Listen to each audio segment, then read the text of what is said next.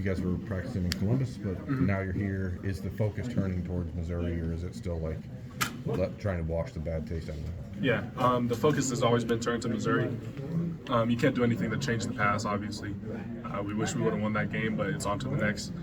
So since that moment, we've been focused on, once we found out our opponent was Missouri, we've been focused on beating them. And we're excited to be down here in Dallas. We're having a great time so far.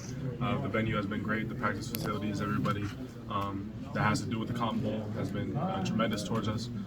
So we're just having a great time out here in Dallas. As a wide receiver, does it matter if a quarterback is like a vocal leader or a lead by example guy? I mean, is there a palpable difference that you guys feel?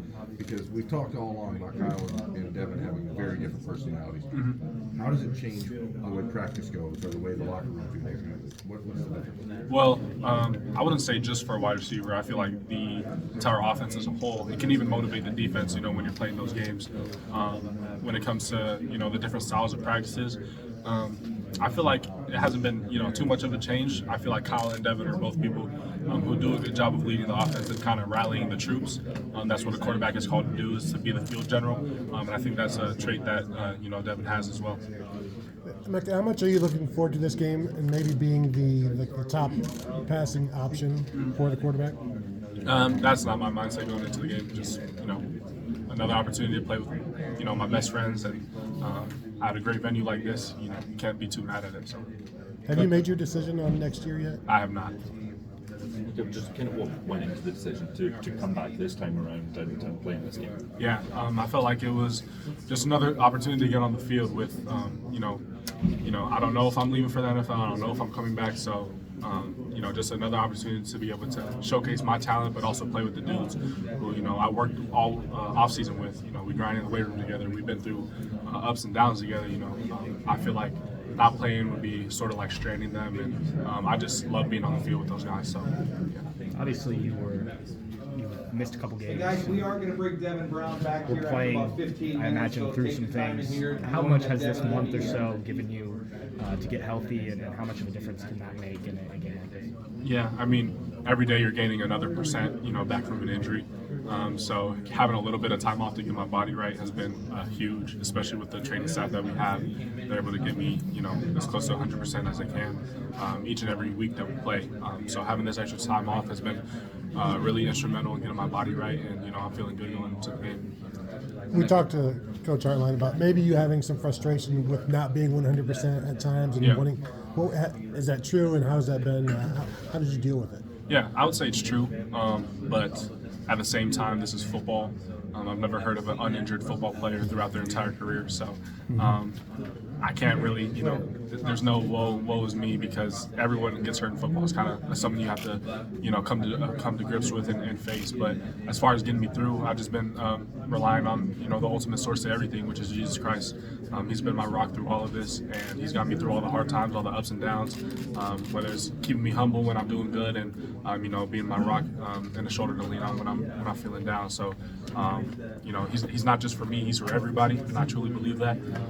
So, if you're having trouble with something like that, I would suggest going to the main source of everything. And how much did you look back on Jackson's year last year, having to deal with that injury? Yeah. Like I said, it's something that comes at every point in some player's career. Unfortunately for Jackson, it came at a season where he really wanted to play with his brothers, and I was sad I couldn't get to share the field with him again, because he's one of my closest friends.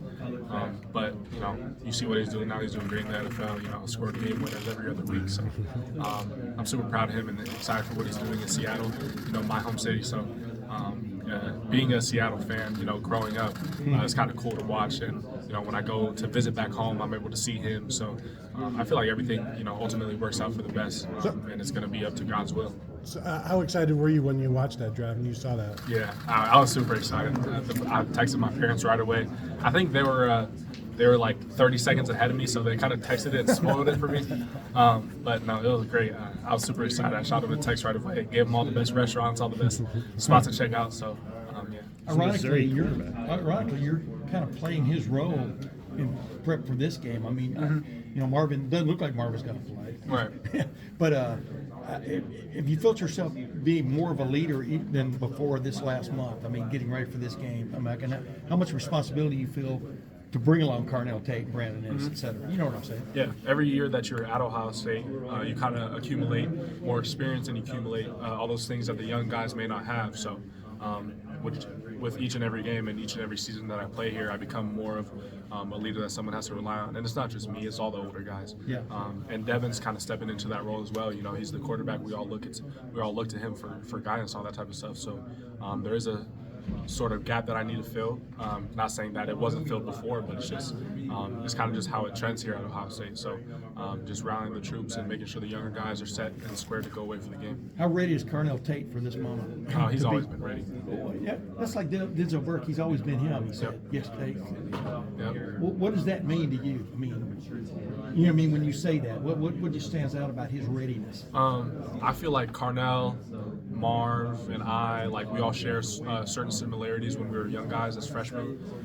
We just came in with a sense of I want to handle my business. I'm not here for any of the the rah-rah stuff. I just want to come here, play the best football I can, grow as a player, and that's exactly what Carnell has done. He doesn't bring the essence of a young guy to our receiver room. He's kind of like a seasoned vet already in his first year. So I think that's part of what made him ready. Are you? I don't know. How, impressed is not the right word here, but the way he bounced back from losing his mom, and the way it happened in the middle of the summer, just what does that just tell you about his maturity? I guess. Yeah, I mean, I can't sit here and say that he's been dealing with it, at like the best way he can. I don't know what it looks like behind closed doors. But one thing I can say is that every time Carnell is in the building, there's not a wasted moment. There's not a wasted rep, and he goes about his business super professionally. He brings a light to everyone's life in the room. Everybody's face brightens when he walks into the room. He's a true joy to be around, and to go through something that tragic at that young of age and at that time period, it's something that gets me a little choked up. So, just seeing him, he's a huge inspiration for all of us, and I love him to death. Coach Hartline mentioned the way this room's been elevated year after year, and he said he's not sure how you can take it to another level. What have you seen from those guys that? What do you think maybe that next level looks like whenever it is that you are there? Yeah, I can't say what it'll look like, but I know that Zone 6 is going to find a way. We've always trended up in the right direction, and we continue to expand our track record and the things we continue to do year after year. So I have no doubts that the freshman class coming in is going to do great things, whether I'm here or not. And that's kind of just what Zone 6 is. It's a place that builds on top of each other and keeps stacking years and accolades and all these type of things. So you're gonna have great players here, year in and year out. When you look at this offense, and I don't want to say anything about Kyle, he led you guys all year long, but how does it feel different through Old Prep with Devin under center? What's the mentality? Yeah, I mean, there's an adjustment period to all new types of things. Even at the very beginning of this year, going into a new season with a new quarterback, our offense kind of found a new identity. And it's the same thing with Devin stepping in. You have a new general, manning the ship, and it's not been bad. It's just been different. So we're learning that. We're going through all those learning curves, and I'm super excited for what we've been able to accomplish in practice and what we're going to display to the world on Friday. When you see his arm and his legs, what do you think most stands out to you? If you had to say to someone what makes Devin Brown good? Devin Brown is a super positive player. Not the innate traits that he was gifted by God. His arm, his legs, all that type of stuff. It's the personality he's accumulated over the field. Just being immersed in the culture of Ohio State is something that really sticks out with Devin. And he's the first one to greet you after he makes a good pass. He's dapping up all the linemen after great blocking. He's just a positive energy to be around. So he's going to get that circulating around the offense, and it's going to be a well-oiled machine. You talk about his personality. Wears 33. Wears a bolo tie to games. What is he like behind closed doors? Not on the field, but just that's. Yeah, he's just super, bubbly, joyous guy to be around. Great personality. I love Devin, and I think he's a great player. I think his personality shows through the field, and